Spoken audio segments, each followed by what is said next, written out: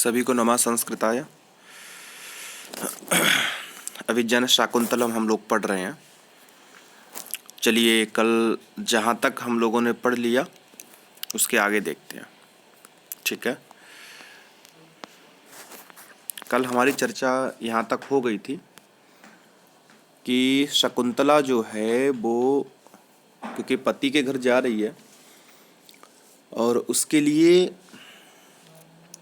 कर्ण ने आशीर्वाद दिया। इसके बाद आकाश भाषित होता है, आकाश आशीर्वाद देता है, ठीक है। तो उसी के विषय में श्लोक हमने कल पढ़े थे। चलिए आज जो है वो आगे पढ़ते हैं कि आगे क्या हुआ, किस प्रकार से वो गई, क्या कुछ हुआ, उसके बारे में पढ़ते हैं। चलिए स्पष्ट दिखाई पड़ रहा है?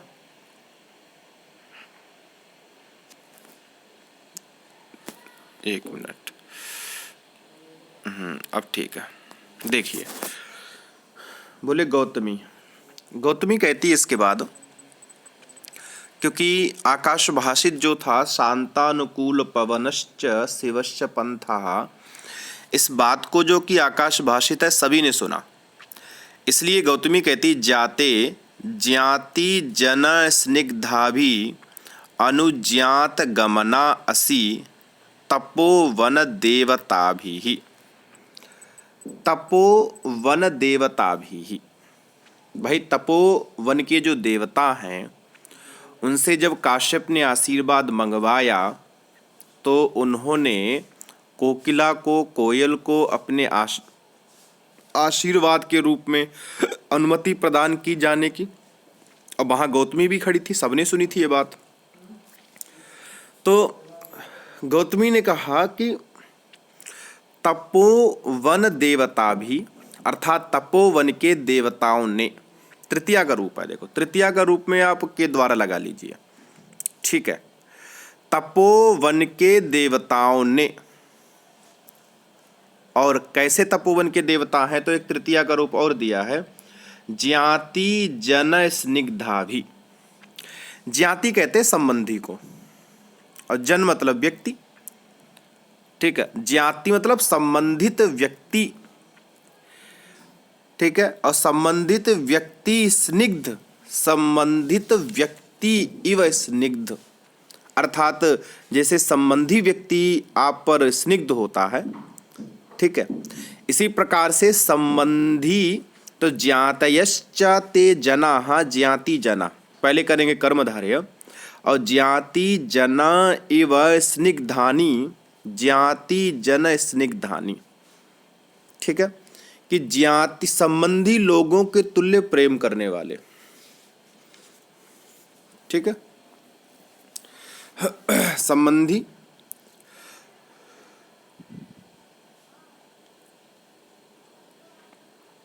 लोगों के समान प्रेम करने वाली ऐसे तपोवन देवता भी, देखो देवता शब्द स्त्रीलिंग में होता है, इसीलिए ज्ञाति अर्थात संबंधी लोगों के समान स्नेह करने वाले तपोवन के देवताओं के द्वारा अनुज्ञात गमना असि, अनुज्ञात गमना असि, अर्थात तुझे जाने की स्वीकृति मिल गई है। अनुज्ञात गमना का शकुंतला, ठीक है। पीछे भी गमना रूप आया था, ठीक है। तो अनुज्ञात गमना असि अर्थात तुम्हें जाने की अनुमति जो है वो प्राप्त हो गई है। किसके द्वारा? बोले ज्ञाति जन स्निग्धा भी तपोवन देवता भी, इनके द्वारा। इसीलिए प्रणम भगवती, प्रणम भगवती, अर्थात इन देवताओं को क्या करो? प्रणाम करो। आपको ये बताना ये भगवती कहाँ का रूप है, ठीक है, आपको बताना। प्रणम अर्थात प्रणाम करो, मध्यम पुरुष लोट लकार द्विवचन, प्रणम प्रणाम करो, किसको? भगवती ही, इनको प्रणाम करो, ठीक है। तपोवन देवता भी, समास बताना है आपको, और इसका समास जो है ज्ञाति जन स्निग्धा भी, इसमें उपमित कर्मधारय है, अंतिम में उपमित कर्मधारय समास होगा।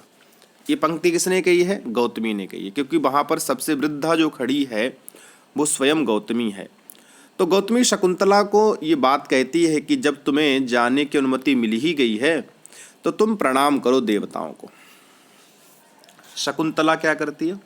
बोले सा प्रणामम परिक्रम्य, प्रणाम करके और परिक्रम्य घूम करके, जनांतिकम, जनांतिक करती है।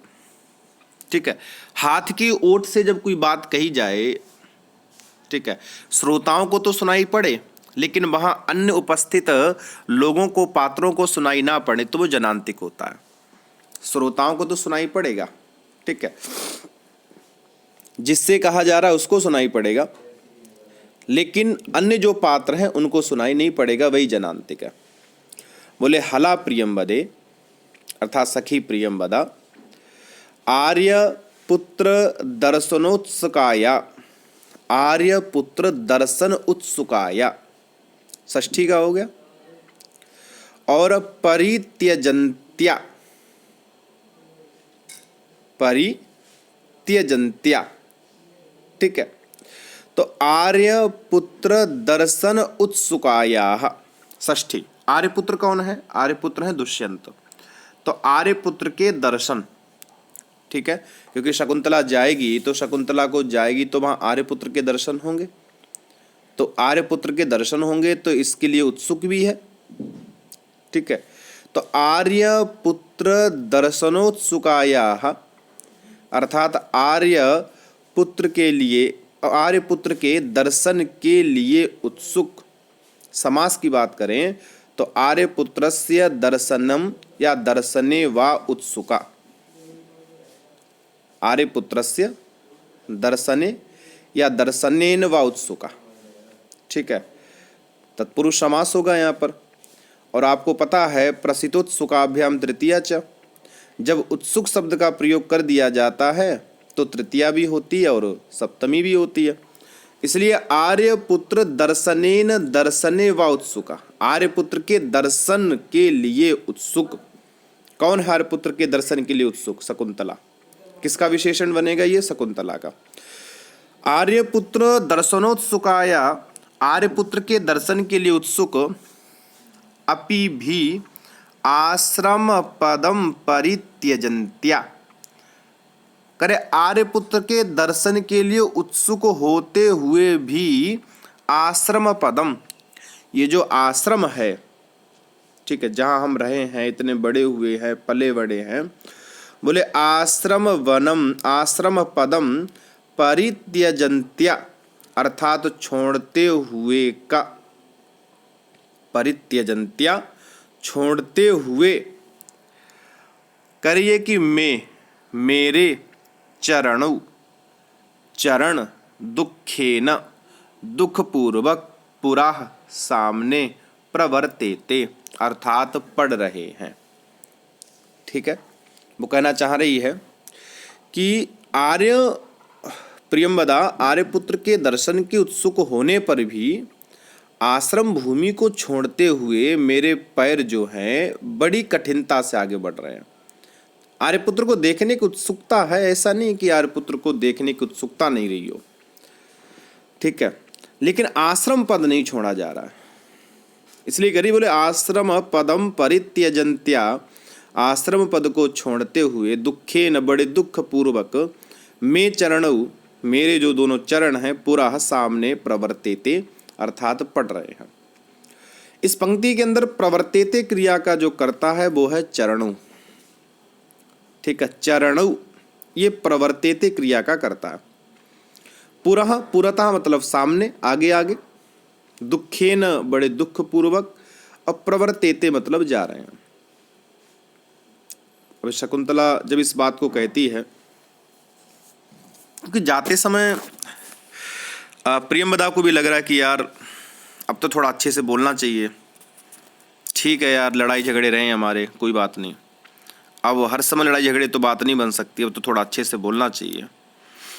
प्रियंवदा कहती है, बोले न केवलम तपो वन विरह कातरा सख्या एव, ठीक है, बोले ना मतलब नहीं, केवलम मतलब केवल, ठीक है, तपोवन विरह कातरा, तपोवनस्य विरहेण कातरा, तपोवन के वियोग से दुखित। ठीक है, कातरा कहते हैं दुखी को, यहाँ स्त्रीलिंग में है तो दुखित, विरह कहते हैं आपका दुख। ठीक है, तो तपोवन के वियोग का जो दुख, ठीक है, सॉरी, विरह कहते हैं आपको छूटना, त्यागना, वियोग होना, और कातरा मतलब दुखी। तो तपोवनस्य विरहेण कातरा, तत्पुरुष समास, तपोवनस्य विरह, तपोवन विरह और तेन कातरा, तृतीय तत्पुरुष समास। ठीक है, बोले तपोवन के विरह से दुखी है, तपोवन छूट रहा है, तपोवन हाथ से जा रहा है, इस बात से दुखी। कौन? सख्या एवं, सखी, न केवलम, नहीं, ऐसा नहीं है। हे सखी, तू ही केवल तपोवन के विरह से कातर है या तपोवन के छूटने से तू ही दुखी है, ऐसा नहीं है, हम सब भी दुखी हैं। क्योंकि प्रियंवदा, आपको पता कि प्रिय बोलती है, चाहती अनुसुईया को कह सकती थी ये बात, लेकिन अनुसुईया को ना कह के उसने प्रियंवदा को कहा। ठीक है, तो प्रियंवदा कहती ना केवलम सख्या एव, ऐसा नहीं सखी कि तू ही दुखी है, तपोवन के विरह से, तपोवन के छूटने से कातरा अर्थात दुखी तू ही है, ऐसा नहीं है। त्वया, तेरे द्वारा, उपस्थित वियोगस्य, उपस्थित वियोगस्य, उपस्थिता वियोगः यस्य। ठीक है, मतलब तुझसे जिसकी विदाई का समय आ गया है, उपस्थिता वियोग, वियोग मतलब विदाई, तो उपस्थितः वियोगः यस्य इति उपस्थित वियोगस्य। अत्वया, तेरे साथ उपस्थित वियोगस्य, षष्ठी तत्पुरुष समास में जाएगा, सॉरी, अब बहुब्रीहि समास में जाएगा, और बहुब्रीहि समास में अन्य पदार्थ की प्रधानता है। तो उपस्थित वियोगस्य तपोवनस्य, भाई तपोवन का विशेषण है, तपोवन कैसा हो गया है? बोले उपस्थित वियोगस्य, अर्थात जिसका वियोग उपस्थित हो गया है। ठीक है, मतलब तुझसे विदाई का समय, मतलब तू जा रही है, बल्कि तुझसे विदाई का समय उपस्थित होने के कारण से तपोवनस्य, बोले तपोवन का भी, अपि मतलब भी, तावत, तब तक। ठीक है, बोले सम अवस्था दृश्यते, समान ही अवस्था दिखाई पड़ती है, सम अवस्था दृश्यते, समान अवस्था दिखाई पड़ती है। तू ये मत कहे कि तू केवल कातर हो रही है, तू केवल दुखी हो रही है, तपोवन से जा रही है, इस विरह के कारण से केवल तू दुखी है, ऐसा मत बोल। देखिए, तपोवन भी जो उपस्थित वियोग है, उपस्थित वियोग वाला ये जो तपोवन है, ये भी कातर हो गया, ये भी दुखी है। तेरे जाने से तपोवन कैसे सुखी रह सकता है?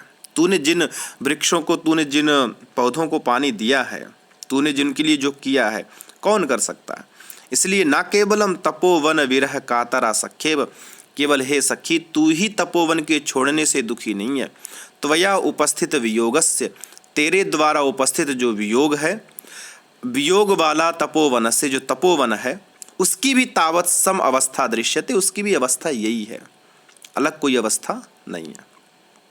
ये श्लोक कहती है प्रियंवदा, बड़ा प्यारा श्लोक है। उद्गलित दर्भ कवला मृग्यः परितक्त नरतना मयूरः, उद्गलित दर्भ कवला मृग्यः परित्यक्त नरतना मयूरः, अपसृत पाण्डुपत्रा मुंचन्त्यश्रूणि बलतः। ठीक है, उसने सबकी स्थिति बताई कि कौन क्या कर रहा है। मतलब तेरे विरह के कारण से अब क्या हो गया तपोवन, तो तपोवन को दिखाना होगा, तो सारी स्थिति सामने रखनी पड़ेगी ना, कि भाई क्या क्या हो रहा है तपोवन में, पहले क्या होता था, अब क्या हो रहा है। तो देखिए प्रियंवदा कह रही है क्या हुआ है। बोले उद्गलित दर्भ कवला मृग्यः, ये पहला काम हो रहा है। मृग्याः अर्थात जो हरिण्याः, जो हरिणी हैं, अर्थात जो मृगी हैं। ठीक है, जो मृगी हैं, अर्थात फीमेल जो हिरण है, ठीक है। मृग्याः अर्थात जो हिरणियाँ हैं, जो मृगियाँ हैं, जो मृगी हैं, वो क्या हो गया? बोले उद्गलित दर्भ कवला। उद्गलिता उगल देना, दर्भ कबला, ठीक है। दर्भ उद्गलिता उगल दिया है, दर्भ कबला, कवल कहते हैं ग्रास, घास, ठीक है, कवल, और दर्भ कहते हैं कुश।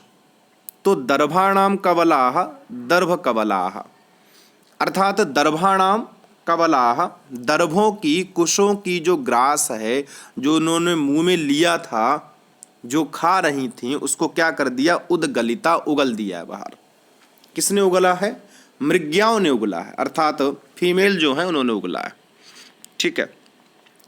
तो उद्गलित दर्भ कबला मृग्या, अर्थात जो मृगियां हैं, जो मृगी हैं, जो हिरनियां हैं, उन्होंने उद्गलिता उगल दिया है, दर्भ कवलाः, दर्भ कहते हैं कुश और कवल कहते हैं उसके ग्रास को।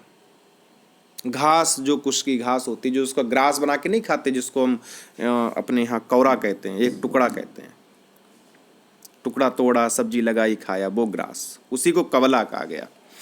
बहुब्रीहि समास है, क्योंकि मृग्या का विशेषण है ना भाई। मृग्या कैसा है? उद्गलित दर्भ कवलाः मृग्याः, ये मृग्या है। तो उद्गलिताः दर्भाणाम कबलाः या भी बहुब्रीहि समास करना। उगल दिया है दर्भों का ग्रास जिन्होंने, ऐसी मृग्या है, ठीक है। तो मृगियां जो वहां पर घूम रही थी आश्रम में, वो कैसी हो गई हैं? उन्होंने दर्भों के कवल को, अर्थात दर्भों के ग्रास को, उस घास को चबाते चबाते चुपचाप खड़ी हुई और उगलना प्रारंभ कर दिया। ये दुख का प्रतीक है भाई, ये दुख का प्रतीक है। जब वो जा रही है तो वो इतनी परेशान हो गई, इतनी दुखी हो गई कि जो खाया वही उगल रही है। ये दुख का प्रतीक है। दूसरा देखिए, बोले परित्यक्त नर्तना मयूराः, परित्यक्ता मयूराः, मयूरा मतलब मोर, मयूराः मतलब जो मोर हैं। बोले परित्यक्ताः छोड़ दिया है, नर्तना मतलब नाचना। परित्यक्तम नर्तनम, यही बहुब्रीहि समास में जाएगा। परित्यक्तम छोड़ दिया है, नर्तनम नाचना, यही मतलब जिनके द्वारा या जिन्होंने नाचना छोड़ दिया है, ऐसे मयूरा हो गए हैं। अर्थात मयूर नाचते नहीं हैं, नाचते नाचते बंद हो गए, क्योंकि उन्हें पता कि शकुंतला जाएगी। तो शकुंतला का कितना बड़ा प्रेम था हर प्रकृति पदार्थ के साथ, इसलिए उसको प्रकृति पुत्री कहा गया, ठीक है। कितना तगड़ा प्रेम था। तो परित्यक्त नर्तना मयूरा, मयूराः जो मोर हैं वो परित्यक्त नर्तना हो गए। परित्यक्ताः अर्थात छोड़ दिया है, नर्तनम मतलब नाचना, यही मतलब जिनके द्वारा नाचना छोड़ दिया गया, ऐसे परित्यक्त नर्तना मयूरा। परित्यक्त नर्तना कहा मयूराः, और उद्गलित दर्भ कबलाः मृग्याः। बरोबर है। इसके बाद तीसरी पंक्ति देखिए। तीसरी पंक्ति कहती है, बोले लता, तीसरी क्या है? लता। ये तो दोनों सजीव हो गए, मतलब मृग्या सजीव है, मयूरा सजीव है। समझते हैं इस बात को भाई। आप पशु से प्रेम करोगे, पक्षी से प्रेम करोगे तो आपको समझेगा, कुछ परेशानी होगी आपको फिर भी समझेगा, तब भी आपको समझता है, ठीक है। लेकिन लता जो कि पशुओं के समान तो सजीव नहीं है, मृगों के समान तो सजीव नहीं है, मयूरों के समान तो सजीव नहीं है। बोले ऐसी लता, आप क्या करती है वो लता? कैसी हो गई? अपसृत पांडुपत्राः लता, ठीक है।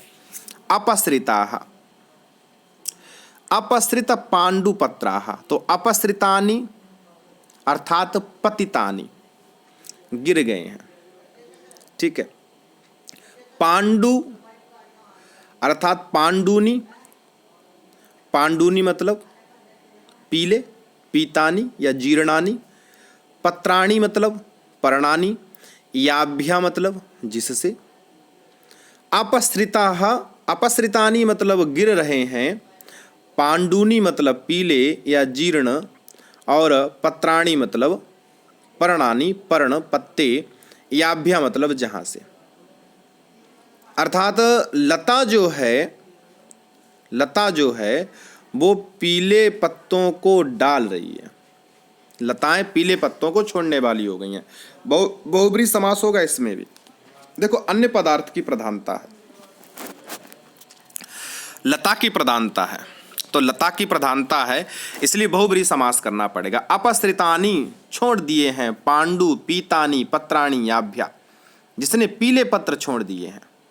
ठीक है, ऐसी लता, और ऐसी लता किसके समान पीले पत्र छोड़ रही है? तो कालिदास की कल्पना गुरु बड़ी अद्भुत है। किसके समान? बोले अश्रूणी मुंचंती इव। अश्रूणी आंसुओं मानो मुंचंती इव छोड़ सी रही है। देखो इव दिया है क्रिया के साथ, मुंचंती इव उत्प्रेक्षा अलंकार जाएगा, मानो छोड़ रही है। कालिदास कहते मानो छोड़ रही है क्या? अश्रूणी आंसू। ऐसी लता पत्तों को, पीले पत्तों को गिराकर मानो आंसू डाल रही हो। वो पीले पत्ते नहीं है, वो लता के आंसू हैं जो पीले पड़ गए हैं। ठीक है, तो लता ऐसे पीले पत्तों को गिराकर मानो आंसू डाल रही है, आंसुओं को गिरा रही है। ठीक है, इसलिए कहा अपसृत पांडु पत्रा मुंचन्त्य अश्रूणी इव लता। लता कैसी है? अपसृत पांडु पत्रा है, अर्थात गिराने वाले, पीले पत्रों को गिराने वाली है। और कैसे दिखाई पड़ रही? बोले अश्रूणी मुंचंती इव, जैसे आंसुओं को गिरा रही हो, ऐसे मालूम पड़ रहा। ठीक है, अच्छा तो आपको ये बताना है कि यहाँ पर मुंचंती का कर्ता क्या है और मुंचंती का कर्म क्या है। समास मैंने आपको सारे बता ही दिए इसमें। मुंचंती का कर्ता और मुंचंती का कर्म क्या है ये आपको बताना। ठीक है, उत्प्रेक्षा अलंकार है इसके अंदर। देखो मुंचंतीव संभावनम अथ उत्प्रेक्षा, संभावना की जा रही कि शायद ये ऐसे आंसुओं को गिरा रही है। ठीक है, और क्रिया के साथ जब इब जुड़ेगा तो उत्प्रेक्षा में ही रहेगा। समासोक्ति अलंकार भी है साथ में, तो दोनों अलंकार हैं। आर्यावृत्त है इसके अंदर, और पंक्ति है ये प्रियंवदा की। इतना प्यारा प्रियंवदा बोलती है। ठीक है, देखिए आगे देखिए। शकुंतला स्मृत्वा, स्मरण करती किसी बात, क्योंकि सारी की सारी बातें हो रही हैं। और उसने जब शकुंतला ने प्रियंवदा को ये कहा तो प्रियंवदा ने भी एक श्लोक रख के मारा। तो शकुंतला स्मृत्वा, स्मरण करती है, क्योंकि वो मृग्या की उसने बात कर दी, मयूर भी याद दिला दिए, लताएं याद दिला दी। तो शकुंतला कहती है तात लता भगनीम वनज्योत्सनाम तावत आमंत्रयिष्ये। लता भगनीम, ठीक है, अर्थात लता बहन, उसकी जो एक लता बहन है। वनज्योत्सना, नाम क्या है? वनज्योत्सना। ठीक है, इसकी एक बहन है। सबकी तो इंसानों में बहन होती है, पर शकुंतला की वृक्षों में बहन है, शकुंतला की लताओं में बहन है। ठीक है, शकुंतला कहती लता भगिनी। ये जो लता भगिनी है अर्थात जो लता बहन है, नाम क्या है? बोले वनज्योत्सना। बोले इस वनज्योत्सना को तावत अर्थात तब तक आमंत्रयिष्ये, ठीक है, आमंत्रित कर दें, ऐसा अर्थ नहीं है। आमंत्रयिष्ये का अर्थ होता विदाई लूंगी, भविष्यत काल है। ठीक है, यहां पर आमंत्रण देना नहीं, विदा लेना है।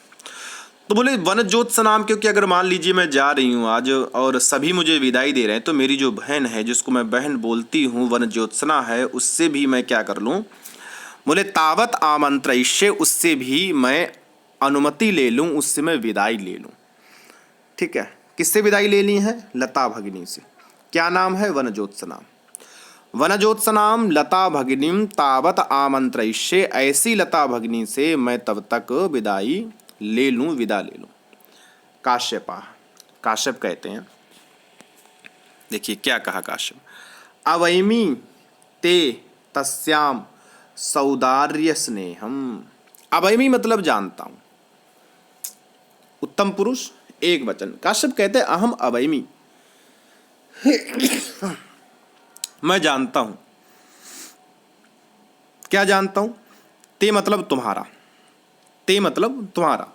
अवैमी ते, मैं तुम्हारा जानता हूं, तस्याम उसके प्रति या उस पर, सौदर्या स्नेहम, ठीक है, सौदर्या स्नेहम, सौदर्य कहते हैं भाई को। समानोदरे शयितोचोदात्ता, सौदर्या समान उदर में शयिता, एक उदर में सोए हुए, अर्थात भाई और बहन।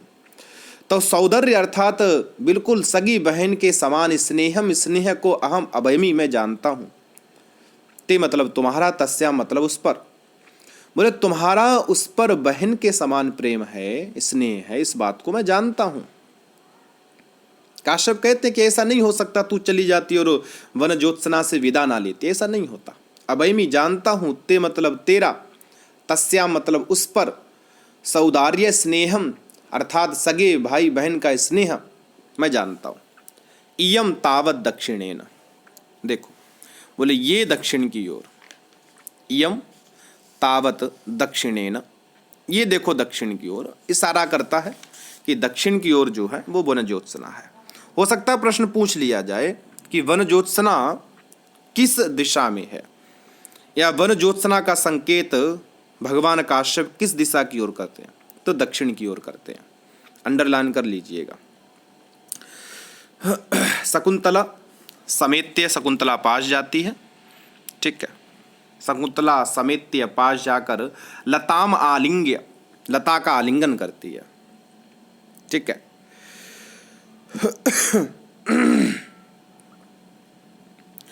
आलिंगन करती है। उपेत्य लेप प्रत्यय है, त्वा के स्थान पे लेप हो गया है, इण धातु है। उपेत्य मतलब पास जाकर, और लताम आलिंग्य लता का आलिंगन करके कहती वन ज्योत्सने, हे मेरी बहन वन ज्योत्सना, चूत संगतापि, चूत कहते हैं यहाँ पर आम वृक्ष को, ठीक है। बोले चूत संगतापि अर्थात आम के संगत होने पर भी, आम से मिली हुई होने पर भी, चूत संगता, चूतेन संगता चूत संगता, आम के।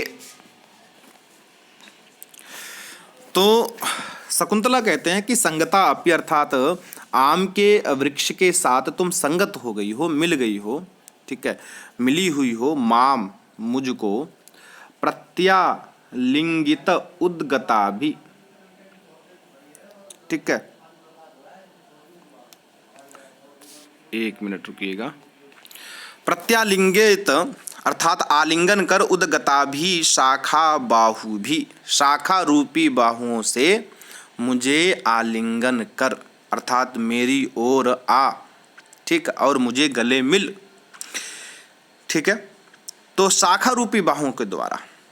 और अद्य प्रभृति दूरवर्तिनी ते खलु भविष्यामि, आज के बाद दूरवर्तिनी, ते मतलब तुझसे, खलु मतलब निश्चय रूप से, दूरवर्तिनी दूर हो जाऊंगी, क्योंकि मैं आज तुझसे दूर हो जाऊंगी, भविष्यामि आज दूर हो जाऊंगी, इसलिए मेरे से तू गले मिल। हालांकि मानते हैं कि तू आम के साथ रहती है, आम के साथ तेरा ब्याह हुआ है, लेकिन फिर भी मेरे से गले मिल, ठीक है। तो कितनी मार्मिक बात कही है, कितनी सुंदर बात कही है। गले मिलती है वो, ऐसा नहीं कि गले ना मिलती हो, ठीक है, गले मिलती है।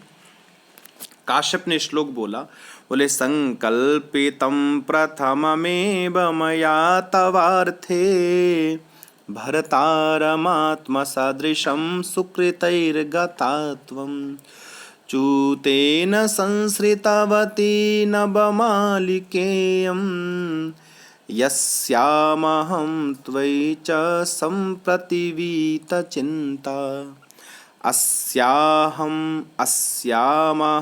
त्वयि च सम्प्रतिवीतचिन्ता। बहुत अच्छा पद्य है।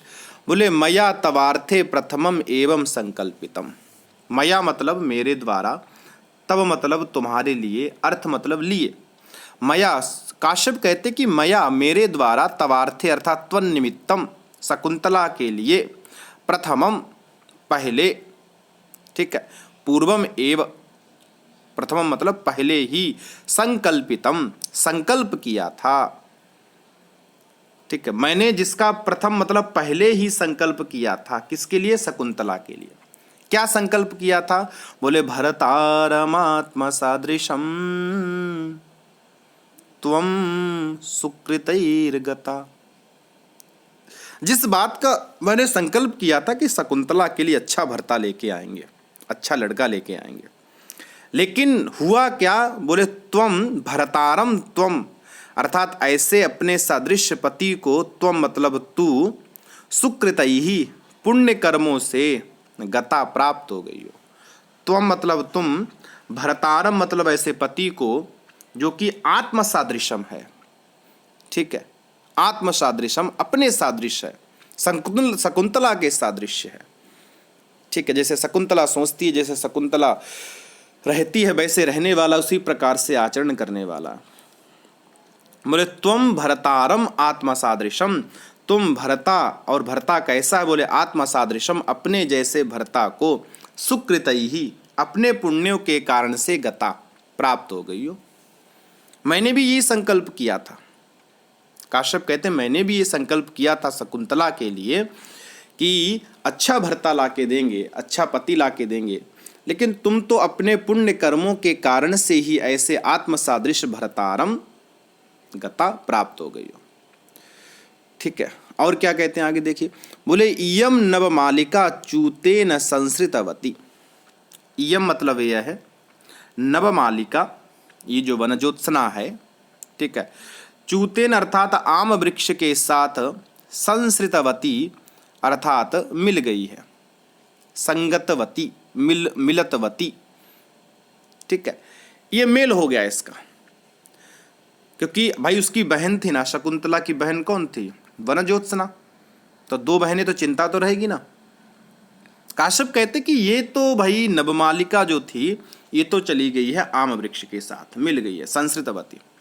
और अस्याम अहम त्वयिचा, अब हुआ क्या? बोले संप्रति, संप्रति मतलब इस समय, अहम मतलब मैं, संप्रति मतलब अब, अहम मतलब मैं, अस्याम इसके प्रति, और त्वाम च और तुझ में, ठीक है, अर्थात इसकी ओर से और तेरी ओर से वीत चिंता, वीत चिंता करते हो गया, वीता चिंता यस्य साहब, चिंता रहित हो गया, निश्चिंत हो गया, ठीक है। आम और नवमालिका में नायक नायिका का आरोप होने से समासोक्ति अलंकार है, ठीक है, और शकुंतला और नवमालिका दोनों प्रस्तुत हैं, दोनों का वीत चिंता के साथ संबंध होने से तुल्य योग्यता अलंकार है, ठीक है।